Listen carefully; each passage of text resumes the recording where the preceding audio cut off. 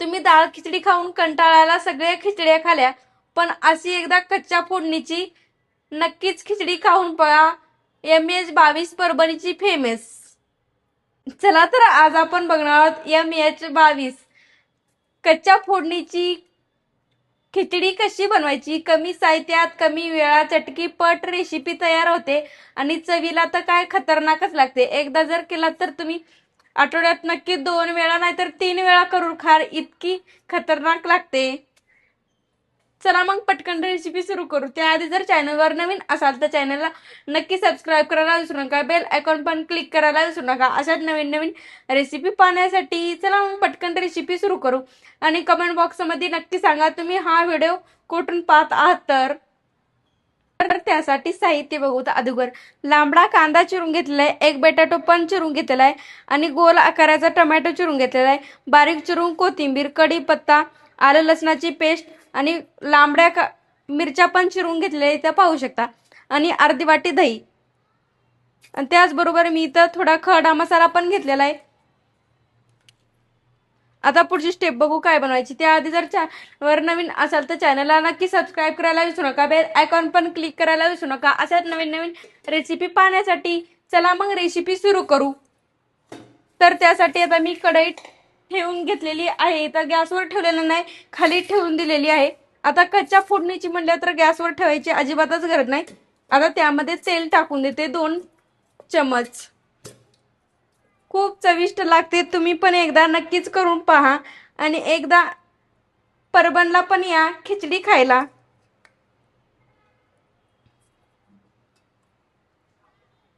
यामध्ये मी तेल टाकून दिलेलं आहे. त्यामध्ये टाकून देते आपण काप करून घेतलेल्या लांबड्या मिरच्या आणि कांदा. इथे एक बटाटो पण घेतलेला आहे, बटाटो पण टाकून देते,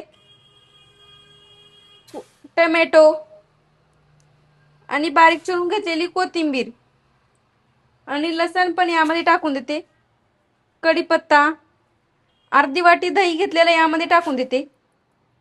नंतर त्यामध्ये टाकून देते मी खडे मसाले काय घेतलेले आहेत, तमालपत्र, दालचिनी ते पण त्यामध्ये टाकून दिलेले आहेत. नंतर त्यामध्ये टाकून देते अर्धा चमच जिरे. त्यामध्ये टाकून देते कसुरी मेथी, 1 चमच कसुरी मेथी पण यामध्ये टाकून दिलेली आहे. त्यानंतर त्यामध्ये टाकून देते चवीप्रमाणे मीठ पण. यामध्ये मीठ टाकून दिलेले आहे. आता त्यामध्ये टाकून देते पाणी.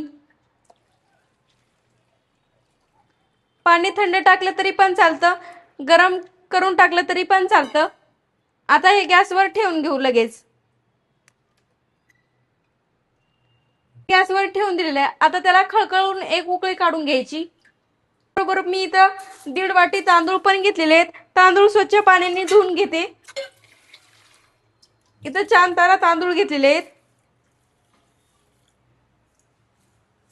2 पाण्याने स्वच्छ धुवून घेते. यामधलं आता पाणी काढून घेते.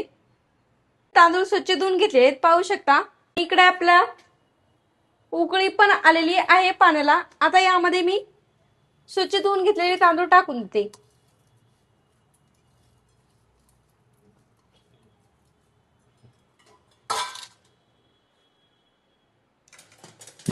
तांदूळ टाकून दिलेले आहेत. आता याला एकदा हलवून घेते आणि आता शिजवून घेते यावर झाकण ठेवून.